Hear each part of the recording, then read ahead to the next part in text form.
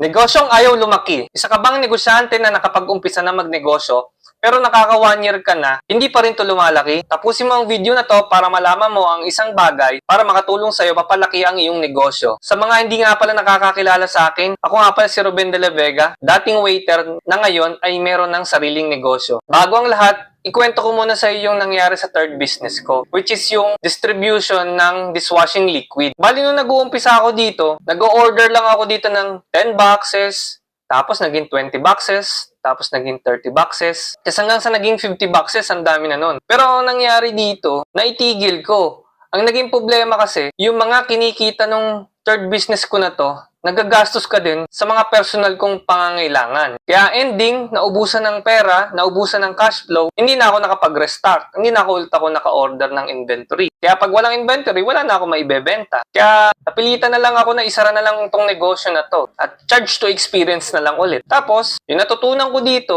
ginamit ko ngayon dito sa fourth business, which is itong ang battery shop. Dito ko in-apply yung isang bagay na yon na dapat pala sana natutunan ko pa lang doon sa third business ko. Ito yung tinatawag na delayed gratification. Para sa akin, ang delayed gratification sa pagnenegosyo ay yung pag may pumasok na pera sa negosyo, dapat itabi natin to. Huwag tayong magmadaling gastusin to sa mga personal nating pangangailangan o sa luho natin. Kasi itong mga perang pumapasok sa negosyo natin na to, itong mga benta na to, pag naipon natin to, much better na gamitin natin to sa future expansion like branching out or i-boost natin sa marketing para mas mapalakas pa natin yung sales natin. Para lang din kasi yung punong itinanim. Pag itinanim mo ngayon, hindi bukas ang ani.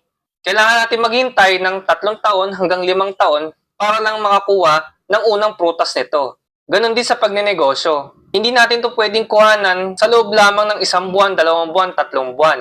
Kailangan lang natin maghintay na matagal para mamunga ito. Pero sa ngayon, mag-focus muna tayo dito sa unang negosyong naumpisahan natin at pilitin nating mapalaki ito. Kasi ang negosyong hindi lumalaki ay nagsasara at namamatay. Kaya pag nag-umpisa tayo ng pagnenegosyo, pilitin nating mapalaki ito. Bakit ko nga pala ginagawa to? Kasi gusto ko yung mga taong nangangarap makapag-umpisa ng negosyo at yung kasalukuyan ng merong isang maliit na negosyo para magbunga ang paghihirap nila. Alam nyo naman, ang lagi naman nating kalaban dito ay yung lugi. Ang hirap malugi kasi binuhos mo yung oras at pagod mo sa pagbuo ng negosyo tapos sa isang iglap, mawawala lang. Kung nagugustuhan mo yung mga content na ginagawa ko, iniimbitahan ko nga pala kayong samahan ako dito sa community binubuo ko. Ang pangalan nga pala ng community na to ay Buhay Negosyante Group. Kung ikaw ay nasa sitwasyon ngayon na nahihirapan ka dahil ayaw lumaki ng negosyo mo, alam ko mafi-figure out mo din kung ano yung mga paraan para mapalaki mo yung negosyo mo. It takes time talaga para mapagtagumpayan ang pagnenegosyo. Bali hanggang dito lang tong video na to. Nga pala yung kaninang nabanggit ko, yung community binubuo ko. Sa mga nagpaplanong magsimula ng kanilang negosyo at sa mga meron ng existing na mga negosyo, pwede kayo mag-join dito para dito rin tayo makapagbigay ng tulong doon sa mga taong nagpaplano magsimula ng kanilang negosyo. Hindi ba maganda yon? Magkakasama-sama tayo sa isang community at doon tayo magtutulong-tulungan. Muli, lagi nating tatandaan na ang pagnenegosyo ay hindi pabilisan.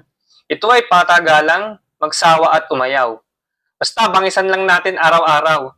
Yun lamang, salamat!